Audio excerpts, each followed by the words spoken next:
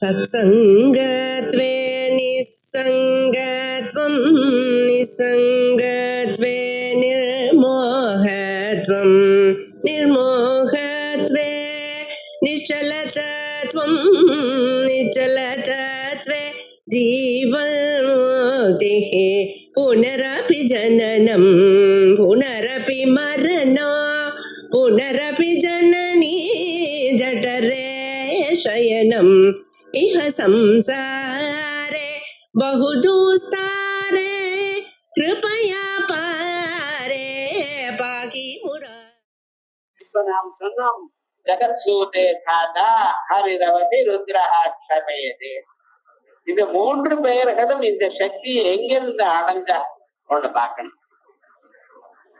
ஒரு பெரிய காரியம்னா அதுல எல்லாமும் ஒருவராலேயே பண்ண முடியாது, பண்றது நியாயமும் இல்லை. அப்படித்தான் சொல்றது. உலகத்தை படைக்கிறதுங்கிறத அவர் பார்த்துக்கணும். படைக்கிறதும் அழிக்கிறதும் காப்பாற்றுறதும் மூணு பேரும் ஒருவருக்கே தெரியும். உலகத்தை படைக்கக்கூடியதான வல்லமை இருக்கக்கூடியதான பிரம்மதேவருக்கு ஆட்கொள்ள முடியுமா முடியாத, அல்லது காப்பாற்றக்கூடியதான மகாவிஷ்ணு இவர் ஒரு நாளைக்கு சுட்டி பண்ண மாட்டாரோ? பண்ணுவார். ஆனா அவர் பண்ற மாதிரி இவர் பண்ண வேண்டாம். ஆனாலும் கொஞ்ச நாள் ஆனா எக்ஸ்பீரியன்ஸ் வந்துடும். இருந்தாலும் ஏன் சார் பண்ணல, இவாளுக்கு அந்த திறமை எங்கிருந்து வந்தது அது பார்க்கணும்.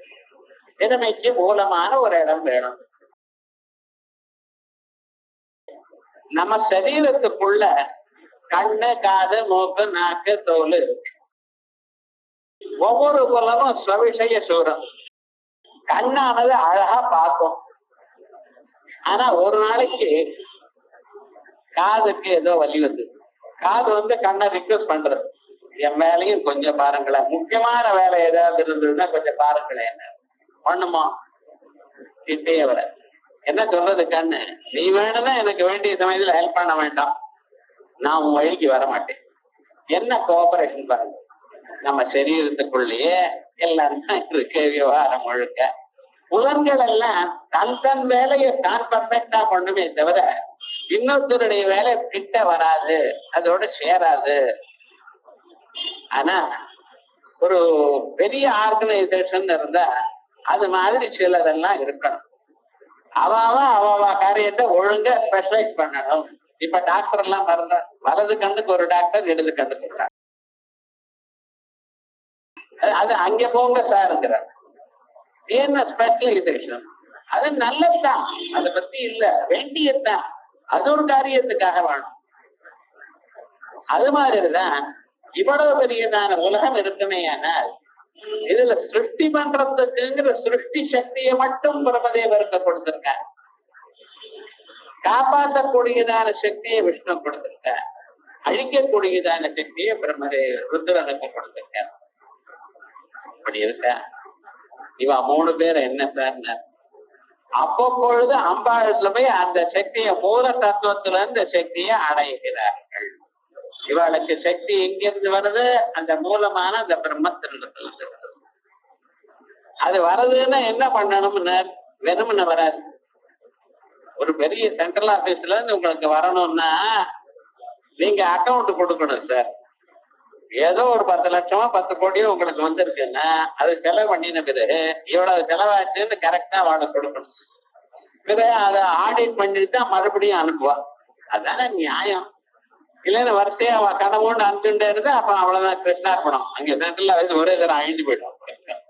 அதனால என்னடா ஐயால் இந்த சக்தியானது என்ன பண்ணணும்? இவாளுக்கு சக்தியை கொடுத்ததுமே இவ அந்த சக்தியை எப்படி உபயோகித்துக் கொண்டார் அப்படின்னு அவள். அதே போல 3 தேவதைகளும் என்ன பண்றாளா? அம்பாளுடைய திருவடியில தன்னுடைய செயல்களை எல்லாம் சொல்லிக் கொண்டிருக்காள். மறுபடியும் அந்த அம்பாட்டிலிருந்து சக்தியை பெற்றுக் கொண்டிருக்காள். அது அத்ரயாணாம் தேவானாம் திரிகுண ஜனிதானாம் தபசிவே பவேத் பூஜா பூஜா தப சரணயோர்யா விரச்சிதா ததா ஹித்வத்பாத உத்வஹன மணிபீடஸ்ய நிகடே ஸ்திதா கேதே சஸ்வன்ம குலித முகுலித கரோத்தம் சமகுடா. அம்மா, நான் பிரம்மதேவரை தனியாகவும் விஷ்ணுவை தனியாகவும் ருத்ரனை தனியாகவும் பூஜை பண்ண வேண்டியதான நிர்பந்தம் இல்லை. நான் உங்களுக்கு பூஜை பண்ணினாலே போறோம், 3 தேவதைகளை பூஜை பண்ணினா போல ஆகிவிடும். நீங்க தனித்தனியா இந்த விரதம் அந்த விரதம்னு பண்ண வேண்டியதில்லை. குருவுக்கு நமஸ்காரம் பண்ணினாலே எல்லாமும் ஆயிடும். ஏன்னா குரு பிரம்மா குரு விஷ்ணு குரு தேவோ மகேஸ்வர குருரேவ பரம் பிரம்மா தஸ்மை ஸ்ரீ குரவே நம அப்படின்னு அப்படி நினைச்சுட்டு குருவை பார்க்கணும். நல்லாதான் இருக்கு சார். ஆனா குரு இந்த பிரம்ம விஷ்ணு கண்ணுக்கு தெரிய விடாது சார். நம்ம கண்ணுக்கு தெரியல. நமக்கு முன்னாலேயே நம்ம மாதிரியே சாப்பிடுறார், போங்க தூங்குறார். இவரு போய் நான் எப்படி நினைக்கிறது அப்படின்னு நினைச்சேன்னா போயிடுது. அந்த குருங்கிறது ஒரு வியக்தி இல்ல, ஒரு மனுஷன் இல்ல, அந்த ஒரு தத்துவம், அது அந்த ஒரு பிரின்சிபல். அப்படி நினைக்கணும். அப்படி நினைச்ச, ஏன்னா ஒரு மனுஷன்னு சொன்னா நம்மளோட ஈக்குவேட் பண்ணிட்டவன். அவர் அப்படி நினைக்கப்படாது. அவருக்குள்ள அந்த ஒரு தத்துவம் இருக்கு, அந்த தத்துவத்துக்கு நாங்க வணங்குறோம் அப்படிங்கிற ஒரு எண்ணம் இருக்கலாம். அதனாலதான் நம்ம போய் வம்பு பேசுறது, சீட்டாட வாங்கலைங்கிறது இப்படி ஆரம்பிச்சாலும் அப்படி. அப்புறம் குரு, அவர் குருவும் இல்லை, ஒரு லட்சியம் இல்லை. எப்படி இருக்கணும் அந்த தத்துவம், இது உயர்ந்ததான தத்துவம்னு மனசுல வச்சுக்கணும். அதே போலயே அம்பாளை நமஸ்காரம் பண்ணினா மற்ற தேவதைகள்லாம் நமஸ்காரம் பண்ண வேண்டியது. அப்ப மற்ற கோயிலுக்கு போகக்கூடாது சார் கேட்கக்கூடாது. எந்த கோயிலுக்கு போனாலும் எதுவா இருந்தாலும் அங்க இருக்கக்கூடியது அருட்பெருஞ்சோதி ஒண்ணுதான். தத்தேவ அஜோதிஷாம் ஜோதிஹி ஆயுர்ஹோபாசதே மிருதம். எல்லாம் ஜோதி ஸ்வரூபம் தான். ஒவ்வொன்றும் ஒவ்வொரு வடிவமாக அந்தந்த உருவத்தை எது எடுத்துக்கலாம். ஜலத்துக்கு தனியா ஒரு ஷேப் இல்லையோன்னா, ஆனா தட்டல விட்டு எல்லாம் தட்டு மாதிரி ஏறுது, சொம்புல விட்டு எல்லாம் சொம்பு மாதிரி ஏறுது, பாட்டில்ல விட்டு பார்த்தா இந்த பாட்டில்ல வச்சு குடிக்கிற பார்த்தீங்களா, அது கொஞ்சம் கவனிச்சுக்கணும். குடிங்க, பாட்டில்ல வச்சு நான் வேண்டாம்னு சொல்லல, ஒரு பாத்திரத்தை வச்சு போட்டுட்டு அதுல குடிங்க. ஏன்னா பாட்டில்ல குடிச்சு விட்டு பாதி நீங்க வச்சுட்டேன்னு வச்சோம்னா அந்த பாதி சேஷம் ஆயிடும், மறுபடியும் இன்னொரு பேரும் குடிக்கக்கூடாது. சோ கொஞ்சம் குடிச்சு விட்டு அப்படி வச்சோம்னா அது சேஷம்னு சொல்றேன். சேஷம்னு என்ன சார், குடிச்சா என்ன சார், எல்லாம் ஒண்ணு தானே, இப்படி எல்லாம் சொல்லக்கூடாது. அதுக்கப்புறம் சொல்றேன் ஏன் குடிக்க விடாது. நீங்க எதை உட்கொண்டீங்களோ அந்த உட்கொண்ட வேண்டிய ஒரு குணமானது அந்த பாத்திரத்தை அதுல இருக்கு, அதுக்கு வந்துடுவோம். இப்ப கரண்ட தொட்டா என்ன, அது மனையில ஏறி தொட்டா ஒண்ணும் அது பை மிஸ்டேக் கால் கீழ் பட்டு இருந்ததுன்னா அவ்வளவுதான், பரலோகத்துக்கு போக வேண்டியதுதான். அதே மாதிரிதான் ஆசனா சயனா தியானா சம்பாஷா சகபோஜனா நீங்க உட்கொண்டேலையானால் உங்களுடைய குணம் அதுல வரதான். இந்த ரேஸ் சிலது அங்கே போறது, அப்ப அதுல மிஞ்சி நிக்கிறது. அதை இன்னொருத்தர் சாப்பிட்டாரே ஆனால் இவருடைய குணம் என்னமோ அந்த குணம் அங்கே போகும். அதனால்தான் வேண்டாங்க, அதனால்தான் சேஷம் சாப்பிடுறது இல்லை அப்படின்னு நம்ம ஆச்சாரத்திலே. வீட்டுல எல்லாம் பாருங்க, தொகையில எடுத்து போடுவா, அதுக்கப்புறம் சாம்பார் வேணும் பா, சாம்பார் போடுவா. சாம்பார் போட்டதுன்னா அந்த மாமி டக்குன்னு பக்கத்துல வச்சாலும் வச்சு கையெழுப்பா. மறுபடியும் ரசத்தை போடணும்னா கையெழும்பிட்டுதான் மறுபடியும் ரசத்தை எடுத்து போடுவான். இப்ப எல்லாம் அந்த எட்ட கையாலேயே ரசத்தை எடுத்து போட்டுக்கலாம். அவனுக்கு என்ன கசியவஸ்தா கிருதாந்தா, அதுக்கு பதில் யாருன்னா யமதம்பிராதர் தான் சொல்லணும். நம்ம வேற யாரும் சொல்ல முடியாது. இந்த ஒரு ஆச்சாரம்னு சிலது வச்சுட்டு இருந்தா இந்த ஆச்சாரத்துக்கு பிரயோஜனம் என்னன்னு பார்க்கணும். இந்த ஆச்சாரத்துக்கு பிரயோஜனம் நம்ம மனசு ஒரு ஸ்டேட் ஆஃப் மைண்ட்ல இருக்கு, அதை நம்ம வரவழைச்சிருக்கோம். அந்த ஸ்டேட் ஆஃப் மைண்ட் கெட்டு போயிடும், அந்த பேலன்ஸ் கெட்டு போயிடும். வாடி ஜலத்துல தெளிவா இருக்கக்கூடியதான ஜலத்துல ஒரு சின்ன கல்லு போட்டா அந்த வாளியில மறுபடியும் மறுபடியும் ரிப்பல்ஸ் வந்துட்டு கொஞ்சம் அது எப்ப குறையும், அது குறையறதுக்கு ரொம்ப நேரம் ஆகும். அதே போல நம்ம மனசை ஏதோ தியானம் பண்ணியிருக்கோம், பக்தியா இருந்துட்டு இருக்கோம், அது சுத்தமா இருக்கக்கூடியதான மனசுல இப்படி ஏதாவது ஒண்ணு நடந்ததுன்னு வச்சுங்களேன், மறுபடியும் கொந்தளிக்காது. வேவ்ஸ் வரும், கவலைப்பட்டுட்டே இருப்பேன். அது வேண்டாங்கிறதுக்காக தான் பழைய நாள்ல இந்த ஆச்சாரம் விவகாரங்கள் இவையெல்லாம் வச்சுட்டு இருந்தா. அதை நீங்க அனுபவிச்சு பார்த்தேன்னா அப்புறம் விட மாட்டேன். நம்ம இப்ப தெரியல நமக்கு, ஏன்னா எல்லாரும் கெட்டுவிட்டு விவகாரம் முழுக்க. ஆனா கொஞ்சம் நீங்க அனுஷ்டானம் பண்ணி பார்த்தேன்னா அப்புறம் அது எவ்வளவு நன்மையை கொடுக்கறது, மனசுக்கு எவ்வளவு நிம்மதியை கொடுக்கறது. நீங்க 1000 ரூபாய் செலவு பண்ணினாலும் நிம்மதி கிடைக்காது. அந்த நிம்மதி இதனாலதான் கிடைக்கும். ஆகையால் நம்ம எந்த வடிவமா இருந்த போதிலும் இல்ல இருக்கக்கூடியதான சக்தி அந்த பரமாத்மா தான். அந்த பரம்பொருளை நாம தியானம் பண்ணினோமே ஆனால் மற்ற தேவதைகளை எல்லோரும் தியானம் பண்ணினா என்ன பலமோ அதுவும் இந்த திரையானாம் தேவானாம் திரிகுண ஜனிதானாம் தவசிவே பவேன் பூஜா பூஜா தவ சரணையோர் யாவிரசிதா. உங்களுடைய சரணங்கள்ல உங்களுடைய திருவடிகள்ல பண்ண போனதான பூஜையானது அத்தனை தேவதைகளுக்கும் பண்ணின பூஜையாகும். வேதாந்தத்தை வாசிச்சா போறோம், மற்ற எல்லா சாஸ்திரமும் வாசிச்சா போறோம். உபனிஷத்தை கேட்டா எல்லாத்தையும் கேட்டா போறோம். ஏன் இங்க இருக்கக்கூடியதான தத்துவம்னா இங்க சொல்றது, அந்த உபனிஷத்துல என்ன சொல்றது, நீங்க மற்ற தெய்வங்கள்ல பாகவதத்திலையும் ராமாயணத்திலையும் பாரதத்திலையும் மற்ற தேவதைகளுக்கும் சொல்லக்கூடியதான தத்துவம் அங்கிருந்து வந்தது. ஆக அந்த ஒரிஜினலை வாசிச்சா இவர்கள் வாசிச்சா மாதிரி.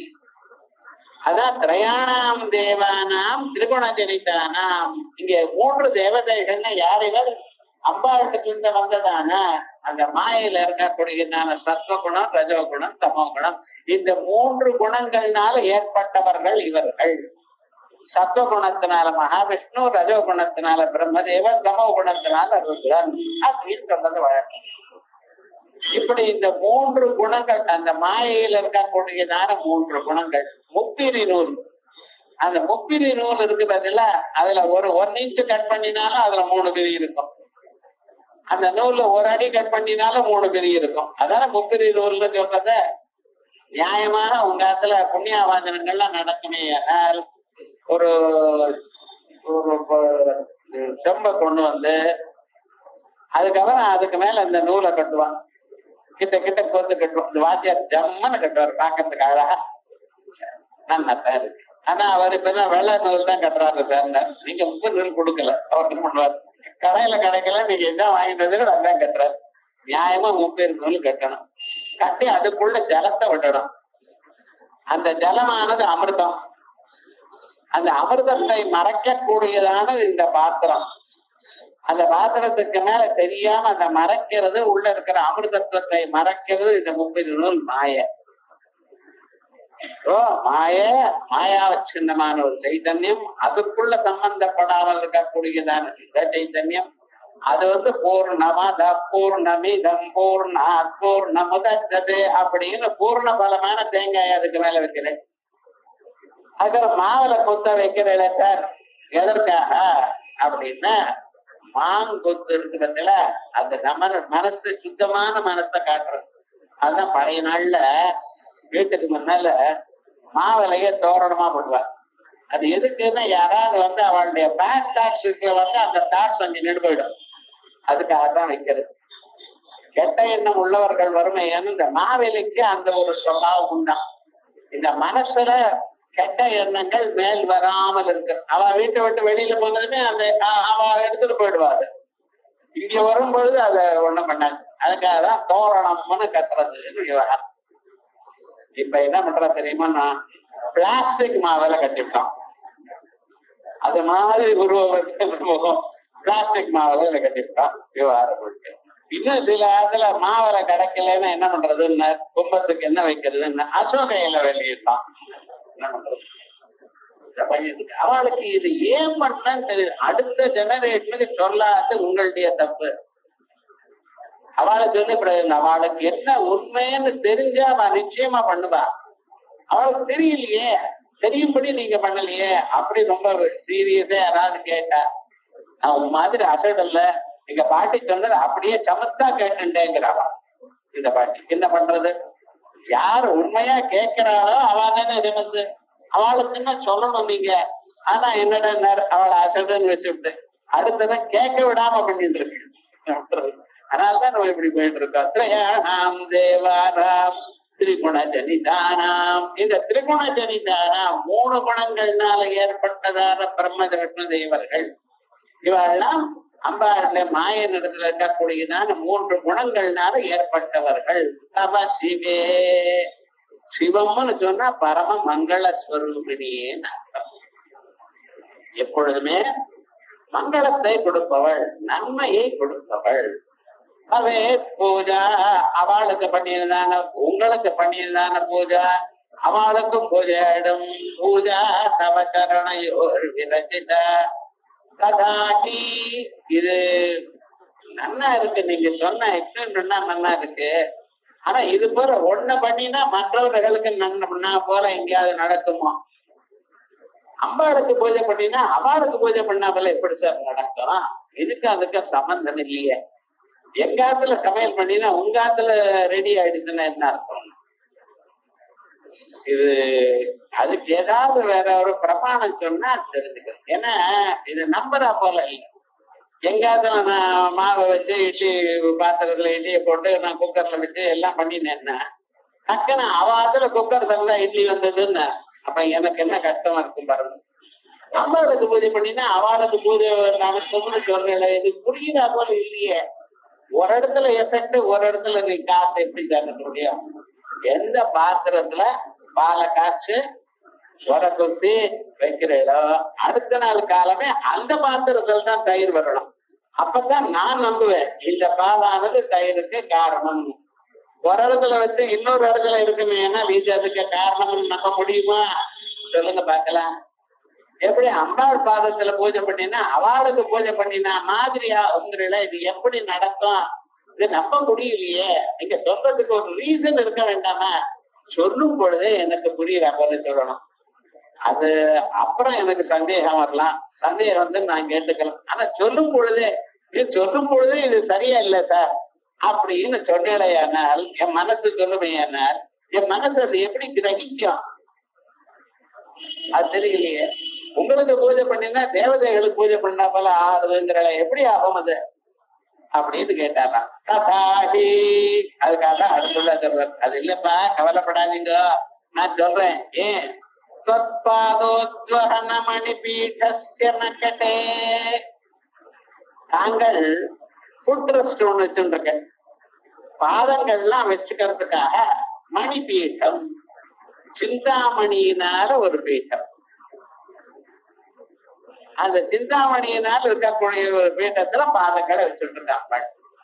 இந்த சிந்தாமணின்னு என்னன்னா உங்களுக்கு சிந்திதமான நினைக்கப்பட்டதான எல்லா ஆசைகளையும் நிறைவேற்றி கொள்ளக்கூடியதான ஒரு மணிக்கு சிந்தாமணின்னு பேர். சிந்தித பதார்த்தா ததாதி சிந்தித மணி, சிந்தாமணி. அப்படிப்பட்டதான சிந்தாமணியை புட்ரஸ்டா வச்சுக்கிற அளவுக்கு பெருசு சிந்தாமணி அம்பாள்கிட்ட இருக்கு. அதுக்கு மேல அம்பாள் காலை வச்சுட்டு இருக்க. இந்த காலை வச்சுட்டு இருக்காளோ இல்லையோ, அங்கே இந்த 3 தேவதைகளும் கீழே விழுந்து கை கூப்பி நமஸ்காரம் பண்ணிட்டு இருக்காளா அம்பாள்.